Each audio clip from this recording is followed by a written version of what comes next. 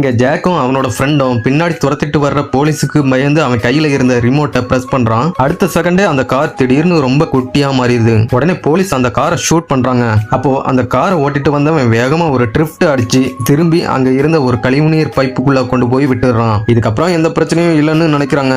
ஆனா அப்படி இருந்தும் போலீஸ் அவங்கள விடுறதா இல்ல. உடனே அந்த காரை அப்படியே நசுக்கிறதுக்காக அங்க ஒரு எலக்ட்ரிக் ட்ரில்லிங் மிஷினை கொண்டு வந்து அந்த பைப்புக்குள்ள விடுறாங்க. ஜாக் உடனே அந்த ஆபத்தை புரிஞ்சுக்கிட்டு அந்த காரோட ஆஸ்கலேட்டரை ஃபுல்லா அழுத்துறான். உடனே அந்த காரும் அப்படியே ஸ்டார்ட் ஆகி பயங்கர ஸ்மெல் அடிக்கிற அந்த பைப்புக்குள்ள வேகமா போயிட்டு இருக்குது. அப்போ பின்னாடியே அந்த ட்ரில்லர் ஃபாஸ்டா அவங்க காரை துரத்திக்கிட்டே வருது. இன்னும் கொஞ்ச நேரத்துல அது அவங்க காரை அப்படியே தூள் தூளா ஆக்கிறோம். அவங்க ஃபாஸ்டா போயிட்டு இருக்கும்போது ஒரு பேப்பர் அவங்க கார் கண்ணாடியில விழுந்து பாதையை மறைக்குது. அப்போ என்ன பண்றதுன்னு தெரியாம ஜாக் உடனே தலையை வெளியில நீட்டி அந்த பேப்பரை எடுத்து அப்படியே சினிமால வர்ற மாதிரி ஸ்டைலா காரை ரொட்டேட் பண்ணி ஓட்டிட்டு வர்றான். ஆனா பிரச்சனை இதோட முடியல. திடீர்னு அந்த பைப் ஒரு இடத்துல எண்ட் ஆகுது. அப்போ அந்த ட்ரில்லர் வேற அவங்கள நெருங்கி வந்துட்டே இருக்குது. கடைசி டைம்ல என்ன பண்றதுன்னு தெரியாம ஜாக் திரும்பவும் அந்த ரிமோட்டோட பட்டனை பிரஸ் பண்றான். அப்படி அவன் பிரஸ் பண்ணன உடனே அந்த கார் மறுபடியும் ரொம்ப சுருங்கி இன்னும் குட்டியா மாறிடுது. உடனே ஒரு கட் அடிச்சு இன்னொரு டிரைனேஜ் வழியா திரும்பி ஃபாஸ்டா போகுது. அப்போ அவங்க பின்னாடியே ஃபாலோ பண்ணி வந்த அந்த ட்ரில்லரும் அதுல மாட்டி உடஞ்சு போயிடுது.